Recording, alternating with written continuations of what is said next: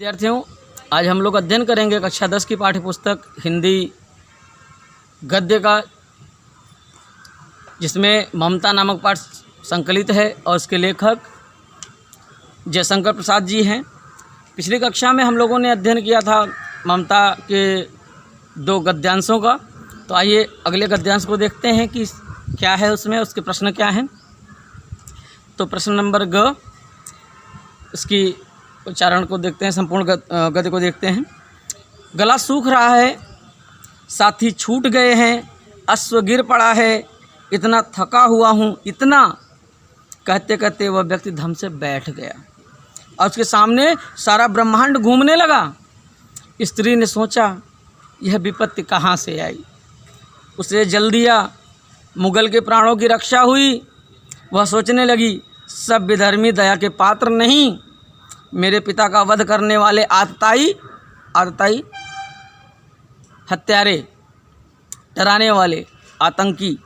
घृणा से उसका मन विरक्त हो गया, अर्थात उसके मन में नफरत बैठ जाती है। स्वस्थ होकर मुगल ने कहा, माता तो फिर मैं चला जाऊं।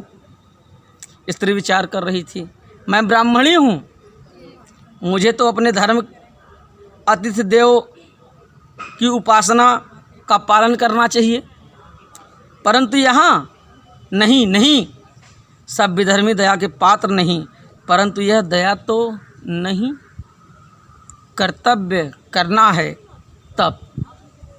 ये गद्यांश यहाँ पर समाप्त होता है। और आइए इसके प्रश्नों को देखते हैं, इसमें प्रश्न क्या बनते हैं। पहला ही प्रश्न है, उपर्युक्त गद्यांश का संदर्भ लिखिए।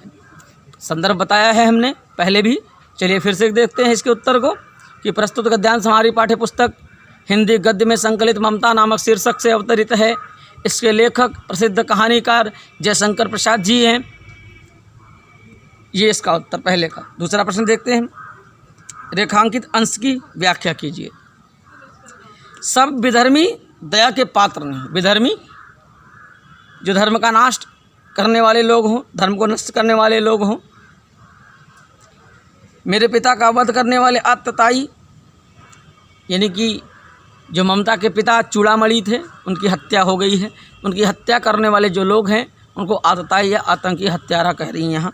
घृणा से उसका मन विरक्त हो गया और उसके मन में नफ़रत भर जाती है, उसका मन नफ़रत से भर जाता है, उसका हृदय नफ़रत से भर जाता है।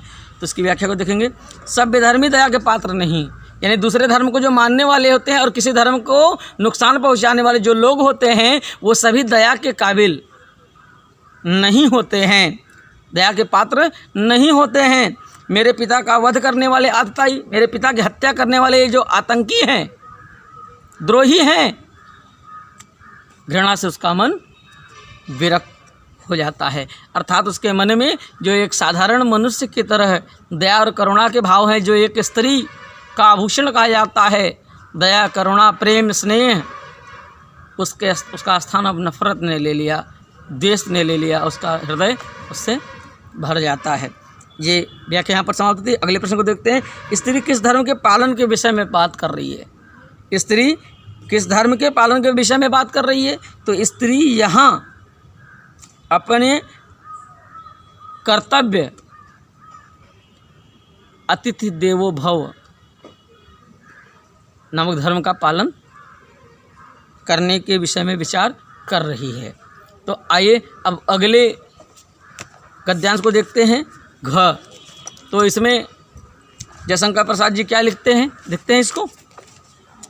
ममता ने मन में कहा, यहाँ कौन दुर्ग है। दुर्ग का अर्थ किला।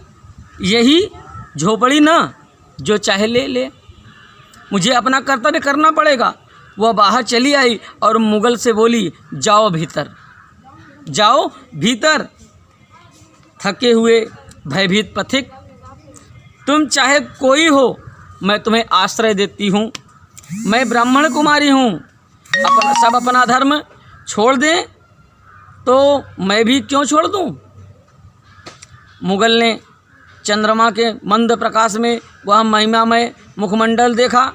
उसने मन ही मन नमस्कार किया। ममता पास की टूटी हुई दीवार में चली गई। भीतर थके पथिक ने झोपड़ी में विश्राम किया। इस प्रकार से यह गद्यांश यहाँ समाप्त होता है। तो आइए इसके प्रश्नों को देखते हैं। उपर्युक्त गद्यांश का संदर्भ लिखिए।